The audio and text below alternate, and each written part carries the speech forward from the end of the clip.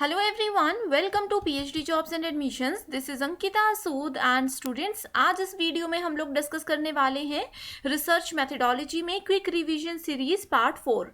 सो ये video lecture series आप लोगों के लिए बहुत ही ज़्यादा इंपॉर्टेंट है, specially for your upcoming Chhatrapati Shahu ji Maharaj University जो कि कानपुर में सिचुएटेड है. तो आप सभी को पता होगा कि कानपुर यूनिवर्सिटी का पीएचडी एंट्रेंस एग्जाम 13 मई को होने वाला है, यानी कि अब हमारे पास 2 to 3 डेज ही सिर्फ बाकी हैं. सो अगर आप लोगों ने अभी भी इसकी तैयारी शुरू नहीं की है तो मैं आपको गारंटी देती हूँ कि अगर आप ये क्विक रिवीजन सीरीज की कंप्लीट जो सीरीज है इसको फॉलो करते हो, अच्छे से जो भी इंस्ट्रक्शंस मैं देती हूँ उसको समझते हो, तो आप लोग इस एग्जाम को 2 to 3 डेज में भी क्वालिफाई कर सकते हो. सो ये वीडियो लेक्चर सीरीज सभी तरह के स्टूडेंट्स के लिए इंपॉर्टेंट है. सो अभी दो तरह के स्टूडेंट्स हैं, एक जिनकी 100% प्रिपरेशन हो चुकी है एंड दूसरे जिनकी अभी बिल्कुल भी तैयारी नहीं हुई है. सो जिनकी बिल्कुल तैयारी हो चुकी है वो लोग इसको फाइनल रिवीजन के रूप में देख सकते हैं. उन लोगों की ये फाइनल रिवीजन बहुत अच्छे से हो जाएगी इस सीरीज के साथ. एंड जिन लोगों ने अभी तैयारी बिल्कुल भी नहीं की है वो लोग अगर इसको अच्छे से समझते हैं, जो भी कॉन्सेप्ट्स मैं बता रही हूँ, जो भी ऑप्शंस मैं डिटेल में एक्सप्लेन करूँगी, इन सब चीज़ों को अच्छे से सुन लीजिएगा सो दैट आप लोग लास्ट मोमेंट में भी इस चीज़ को याद रख सको. इसके साथ ही आप सभी को ये भी पता होना चाहिए कि किसी भी यूनिवर्सिटी के पीएचडी एंट्रेंस एग्जाम में हमारे पेपर पैटर्न को 2 सेक्शंस में डिवाइड किया जाता है, that is paper 1 and paper 2. Paper 2 जो है ये हमारा सब्जेक्ट सेंट्रिक पेपर होता है एंड पेपर 1 होता है कॉमन पेपर, जिसमें कि सिर्फ रिसर्च मेथडोलॉजी से ही 50 क्वेश्चंस पूछे जाते हैं एंड हमें पास होने के लिए भी 50% मार्क्स की ज़रूरत पड़ती है. इसका मतलब ये है कि अगर हम लोग सिर्फ और सिर्फ रिसर्च मेथडोलॉजी की भी अच्छे से तैयारी कर लेते हैं तो भी हम किसी भी पीएचडी प्रोग्राम में इजीली एडमिशन ले सकते हैं. सो आपकी इसी प्रिपरेशन के लिए हम आपके लिए लेकर आए हैं रिसर्च मेथडोलॉजी रिवीजन पैकेज, जो कि आपकी फाइनल एग्जामिनेशन की रिवीजन में आपकी बहुत ज़्यादा हेल्प करेगा. ये बिल्कुल गारंटीड पैकेज है. इसमें हम आपको देते हैं फुल सिलेबस शॉर्ट नोट्स.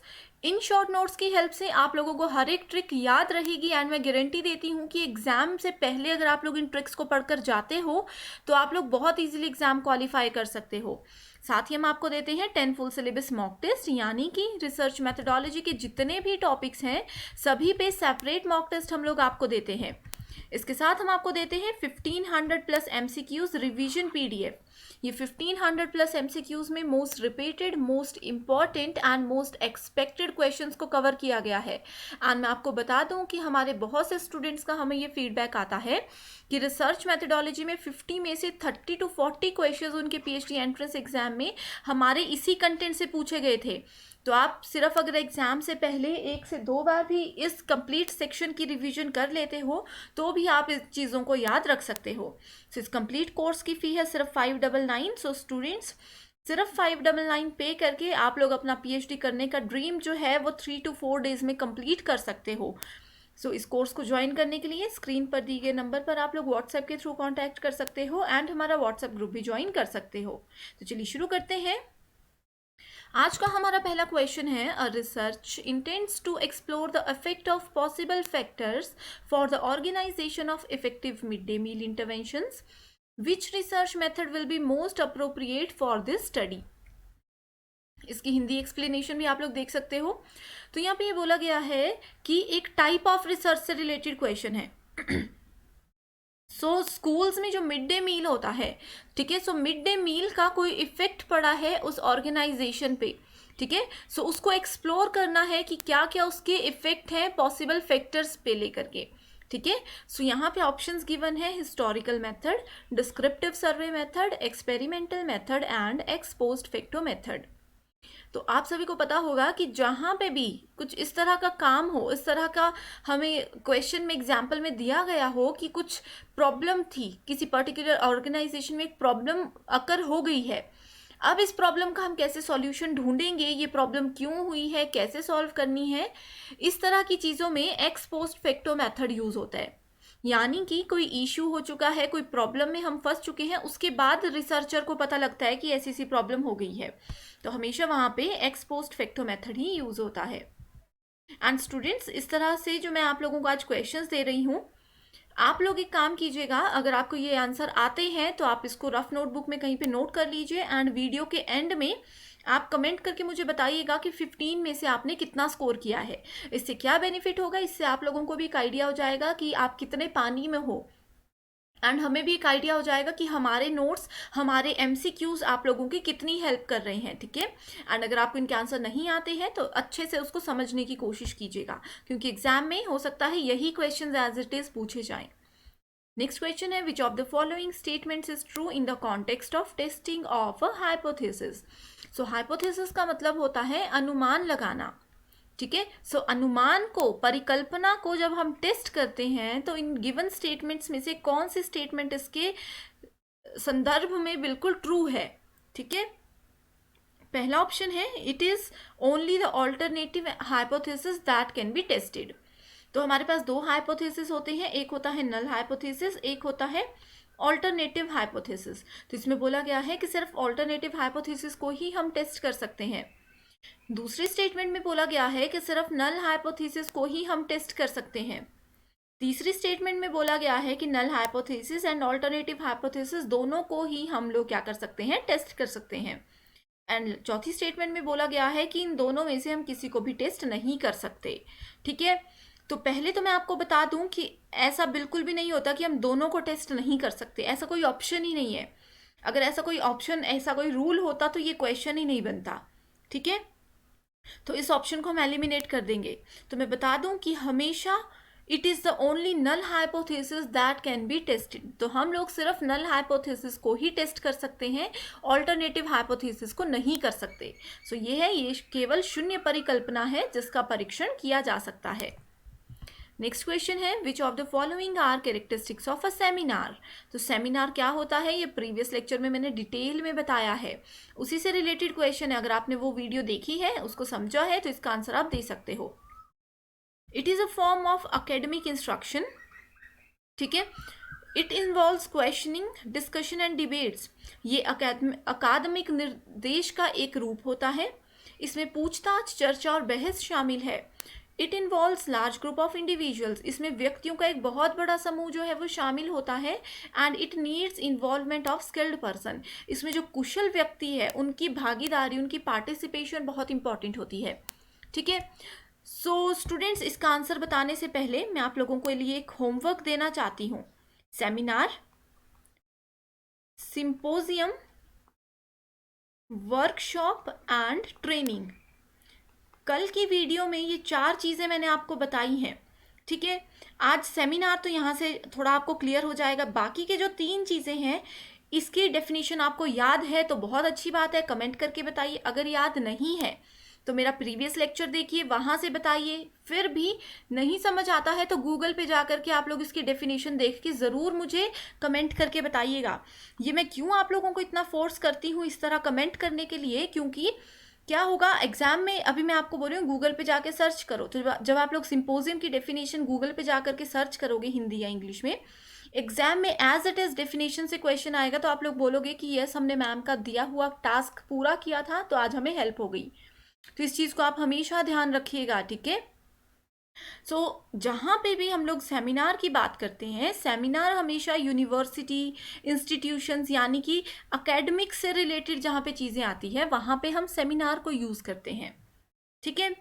उसके बाद सेमिनार में क्या होता है, बहुत ज़्यादा कुशल स्किल्ड पर्सन्स जो होते हैं उनकी इन्वॉल्वमेंट बहुत ज़रूरी होती है, ठीक है। सो अब आप देखोगे इसका नेक्स्ट जो है वो ये है कि सेमिनार में क्वेश्चन आंसर सेशन भी होता है, किसी टॉपिक पर डिस्कशन भी चलती है। एंड डिस्कशन होते होते आप लोगों को पता है बहस होना तो आम बात है, तो बहस भी होती है, डिबेट्स भी होते हैं, ठीक है। सो राइट आंसर है A, B and D। That means option number 4 here is the right answer. ये वाला ऑप्शन गलत क्यों है, क्योंकि सेमिनार में लार्ज ग्रुप नहीं होते, इसमें सिर्फ 10 से 15 लोग ही इन्वॉल्व होते हैं, उससे ज़्यादा नहीं होते हैं सेमिनार्स में, ठीक है। बाकी सिंपोजियम, वर्कशॉप एंड ट्रेनिंग तीनों की डेफिनेशन कमेंट करके बताइएगा।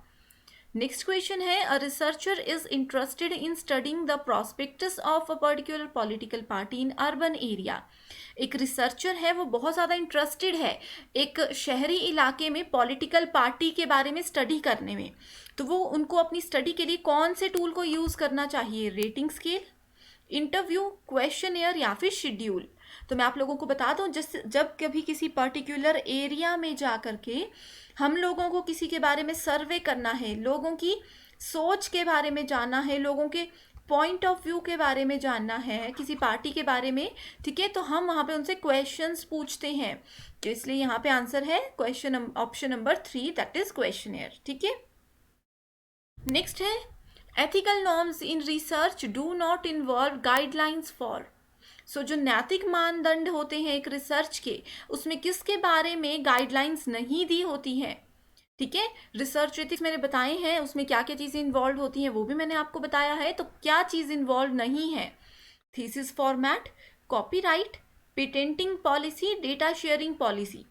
तो कॉपीराइट और पेटेंट जो है, ये दोनों चीज़ें तो रिसर्च एथिक्स का पहला रूल है कि हमें किसी का कॉपीराइट कंटेंट यूज़ नहीं करना चाहिए, किसी के पेटेंट पॉलिसी को डिस्टर्ब करके उसका कंटेंट यूज़ नहीं करना चाहिए। एंड डेटा शेयरिंग अगर करनी है तो सामने वाले पर्सन को पता होना चाहिए कि हम उनका डेटा शेयर कर रहे हैं। तो ये तीनों चीज़ें रिसर्च एथिक्स के अंदर आती है। एंड जो थीसिस फॉर्मेट होता है, ये क्या होता है? ये कोई रिसर्च एथिक्स के अंदर नहीं आता। ये हमेशा यूनिवर्सिटी, जिस भी यूनिवर्सिटी में आप लोग पीएचडी करने जाओगे, उस यूनिवर्सिटी का जो पर्टिकुलर फॉर्मेट होगा थीसिस का, हमें वही फॉलो करना होता है। सो फर्स्ट राइट आंसर है ऑप्शन नंबर 1। नेक्स्ट क्वेश्चन है which one of the following principle is not applicable to sampling. So not पे फोकस रखना है एंड क्वेश्चन है सैम्पलिंग से। तो सैम्पल यूनिट्स जो होते हैं वो क्लियरली डिफाइंड होने चाहिए। ठीक है, sample units must be dependent on each other. Same unit of sample should be use through out the study, यानी कि एक ही सैम्पल को हम पूरे रिसर्च में यूज करना चाहिए हमें। Sample units must be chosen in a systematic and objective manner, यानी कि निकायों को व्यवसायिक एंड वस्तुनिष्ठ तरीके से चुना जाना चाहिए। सो कौन सी चीज़ इन्वॉल्व नहीं है? सो राइट आंसर है ऑप्शन नंबर 2। सो सैम्पल यूनिट्स जो होते हैं वो डिपेंडेंट, एक दूसरे पे निर्भर नहीं होने चाहिए, ये हमेशा इंडिपेंडेंट होने चाहिए। अगर दो लोगों को, मान लीजिए 4 लोगों को यहाँ पे हमने सैंपल के लिए लिया है, अगर सभी एक दूसरे पे डिपेंडेंट है, सभी के आंसर एक दूसरे पे डिपेंडेंट है, तो वो हमारी रिसर्च की सैम्पलिंग वेस्ट हो सकती है। सो ठीक है, बाकी सब जो है सैंपल की करेक्ट स्टेटमेंट्स हैं, ये वाली स्टेटमेंट गलत है। नेक्स्ट क्वेश्चन है the issue of research ethics may be considered pertinent at which stage of research। यानी कि रिसर्च के कौन से स्टेज में हम लोगों को रिसर्च एथिक्स पर अपना मेन फोकस रखना चाहिए। At the stage of problem formulation and definition. तो जब हम लोग प्रॉब्लम, समस्या का निर्माण करते हैं और उसकी परिभाषा के स्तर पर जाते हैं, तब हमें रिसर्च के नियमों को यूज़ करना चाहिए। At the stage of defining the population of the research, यानी कि सैम्पलिंग के टाइम पे, जहाँ पे पॉपुलेशन आती है, मतलब सैम्पलिंग स्टेज पे हैं हम। At the stage of data collection and interpretation, यानी कि डेटा संग्रह एंड व्यवस्था के स्तर पर। एंड नेक्स्ट है at the stage of reporting the findings. ठीक है, सो जो भी निष्कर्ष होते हैं, जो भी प्रीवियस सॉल्यूशंस होते हैं, उनकी जब हम रिपोर्ट रेडी करते हैं, क्या उस स्टेज में हमें रिसर्च एथिक्स पे फोकस करना चाहिए। तो राइट आंसर है ऑप्शन नंबर 3 कि जब हम लोग डेटा कलेक्ट करते हैं तो हमें इनको फॉलो करना चाहिए। कि हम, ऐसा नहीं है कि हम किसी पुराने यूज़र का डेटा कलेक्ट कर रहे हैं, किसी ने पहले रिसर्च की, उसी का डेटा वहाँ से कॉपी कर रहे हैं। ठीक है, तो रिसर्च एथिक्स के ये अगेंस्ट होती है चीज़ें। In which of the following reporting format is formally prescribed. So कौन सा रिपोर्टिंग फॉर्मेट जो है वो फॉर्मली प्रिस्क्राइब किया जाता है? Doctoral level thesis, conference of researchers, workshops and seminars, या फिर सिंपोजिया। सो आप लोगों को मैं बता दूं, इस क्वेश्चन का आंसर इतना इजी है कि अगर किसी को रिसर्च के बारे में ABCD भी नहीं पता, वो भी इसका आंसर दे सकते हैं। तो यहाँ पे रिपोर्ट के फॉर्मेट की बात की गई है। कॉन्फ्रेंस से तो इसका कोई लेना देना ही नहीं है, वर्कशॉप और सेमिनार से भी इसका लेना देना नहीं है, सिंपोजियम से भी इसका लेना देना नहीं है। ये सब चीज़ें जो है, ये एक तरह की हम बोल सकते हैं मीटिंग हो सकती है, कि डिस्कशन का फॉर्मेट होता है। ठीक है, तो यहाँ पे डिस्कशन के फॉर्मेट की बात नहीं की गई है, यहाँ पे रिपोर्टिंग के फॉर्मेट की बात की गई है। सो डॉक्टरल लेवल की जो थीसिस होती है, उसी का ये फॉलो करता है। नेक्स्ट क्वेश्चन है the principle of a school conducts an interview session of teacher and student. तो एक स्कूल के प्रिंसिपल ने स्टूडेंट्स एंड टीचर्स का क्या करवाया? इंटरव्यू सेशन करवाया, with a view to explore the possibility of their enhanced participation in school programme. तो school programme में जो उनकी एनहांस्ड पार्टिसिपेशन की पॉसिबिलिटीज़ हैं उसको एक्सप्लोर करने के लिए ये इंटरव्यू सेशन उन्होंने कंडक्ट करवाया। सो इसमें वो कौन सी टाइप की रिसर्च को यूज़ कर रहे हैं? इवेल्युएशन, फंडामेंटल, एक्शन या फिर अप्लाइड रिसर्च। बहुत इजी क्वेश्चन है, राइट आंसर होगा option number 3 that is action research. So action research क्यों यहाँ पे यूज़ हुआ? क्योंकि फंडामेंटल रिसर्च से जो उन्होंने नॉलेज कलेक्ट किया था उसको इन्होंने यहाँ पे एक्शन में लाया, उस पर उन्होंने काम करना शुरू कर दिया, कार्यवाही करना शुरू कर दी। ठीक है, उन्होंने पहले ऑब्जर्व किया होगा, उसके बाद इंटरव्यू के लिए बुला के स्टूडेंट्स और टीचर्स पे फोकस किया, तो वो कार्यवाही कर रहे हैं एक तरह से कि कैसे वो एनहांस्ड पार्टिसिपेशन कर सके किसी स्कूल के प्रोग्राम में। नेक्स्ट क्वेश्चन है, identify the correct order of following components which are inter related in research. ठीक है, सो पहला ऑप्शन है यहाँ पे हमारे पास observation, hypothesis making, developing concepts, deducing the consequences of theories and methods of employed to obtain them। ठीक है, सो इस तरह के क्वेश्चंस मैं बहुत बार बता चुकी हूँ कि स्टेप्स होते हैं ये रिसर्च के, ऑर्डर होता है ये रिसर्च का। ठीक है, सो ये क्वेश्चन सेम होता है, बस इसमें जो ऑप्शंस होते हैं ना, इसकी थोड़ा सा फॉर्मेट लिखने का तरीका अलग कर दिया जाता है। सो यहाँ पे सबसे पहले हम लोगों को हाइपोथेसिस जनरेट करना चाहिए, दैट मीन्स ऑप्शन नंबर 2। ठीक है, सो ऑप्शन नंबर 2 नहीं, सॉरी, सबसे पहले हम लोगों को ऑब्जर्वेशन करनी चाहिए। ठीक है, ऑब्जर्वेशन करनी चाहिए, उसके बाद हमें करना चाहिए, डेवलप करना चाहिए कॉन्सेप्ट को। ऑब्जर्वेशन में आएगा कि हम किस बारे में रिसर्च करना चाहते हैं, फिर उससे रिलेटेड कॉन्सेप्ट्स को डेवलप करेंगे, फिर अनुमान लगाना शुरू कर देंगे, उसके बाद हम कॉन्सिक्वेंसेस थ्योरी के उनको डिडक्ट करना शुरू कर देंगे। ठीक है, उसके बाद मेथड्स जो यूज़ होने वाले हैं रिसर्च को पूरा करने में, हम उनको यूज़ करेंगे। नेक्स्ट क्वेश्चन इज, सो यहाँ पे लिस्ट दी गई है। ठीक है, हमें बताना है कैरेक्टरिस्टिक्स कौन कौन से हैं रिसर्च के। Research is a method of improving your common sense. तो क्या रिसर्च से हम अपना सामान्य ज्ञान, अपनी कॉमन सेंस को सुधारते हैं? Deductive and inductive methods get integrated in a research process. So जो रिसर्च का प्रोसेस होता है उसमें inductive method and deductive method दोनों को इंटीग्रेट किया जाता है। अगर आपको नहीं पता इंडक्टिव डिडक्टिव क्या होता है, मैं लिंक डिस्क्रिप्शन बॉक्स में दे दूंगी, आप लोग जरूर वीडियो को फॉलो कीजिएगा। रिसर्च इज क्रिएटिविटी एंड करिश्मा। ठीक है, अनुसंधान रचनात्मक और करिश्मा होता है। नेक्स्ट है, research is the use of scientific method to provide answer to meaningful questions. So किसी मीनिंगफुल क्वेश्चन का आंसर अगर हमें चाहिए तो ये उसका एक साइंटिफिक मेथड है। Method of consulting and using experience is called research. ठीक है, सो किसी को कंसल्ट करना, एक्सपीरियंस लेना, अपने एक्सपीरियंस के थ्रू किसी को कंसल्ट करना, इसको रिसर्च बोला जाता है। एंड लास्ट ऑप्शन है, the answer provided by research can be empirically verified. तो जो भी रिसर्च के बाद हम आंसर लेते हैं वो वेरीफाइड आंसर होना चाहिए। तो यस, हमारा राइट आंसर है option number 3 that is option number 1 that is 2, 4 and 6। Right, so deductive and inductive methods बहुत इंपॉर्टेंट है, डिस्क्रिप्शन में लिंक हो जाएगा, ऐड आप लोग देख लीजिएगा। नेक्स्ट क्वेश्चन है, मैच द फॉलोइंग से। सो research methods and critical features बताए हैं। मेथड्स में है x post facto, case study, philosophical and descriptive survey method. तो अगर सबसे पहले जैसे एक्स पोस्ट फैक्टो आप लोगों को मैं बहुत बार बता चुकी हूँ, इसके फीचर्स देखते हैं। Finding out the status based on a study of a large sample, interpretation of thoughts of a great thinker, intervention based ameliorative approach, casual correlation and correlational studies, casual comparison and correlational studies, and in-depth study of a unit specified for the purpose। so इसका right answer है option number 4, यानी कि x post facto. X post facto बोलता है कि casual comparison and correlational study होती है ये। ठीक है, उसके बाद केस स्टडी मेथड बोलता है इन डेप्थ स्टडी है ये, unit specified for the purpose के लिए। फिलोसफिकल बोलता है interpretation of thoughts of a great thinker. And last option है डिस्क्रिप्टिव सर्वे मेथड, ये बोलता है finding out the status based on a study of a large sample. ठीक है, सो नेक्स्ट क्वेश्चन है, in finalising a thesis writing format which of the following would form part of supplementary pages. ठीक है, जब हम thesis writing format को finalise करते हैं, ठीक है, सो कौन सा पार्ट है सप्लीमेंट्री पेजेस का जो कि यहाँ पे फॉर्म होता है या होना चाहिए? Table of content, conclusion of the study, bibliography, appendices या फिर list of tables and figures.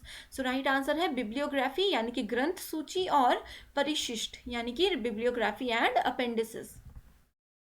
Direct definition है ये, ठीक है, इसमें समझने की कोई ज़रूरत नहीं है।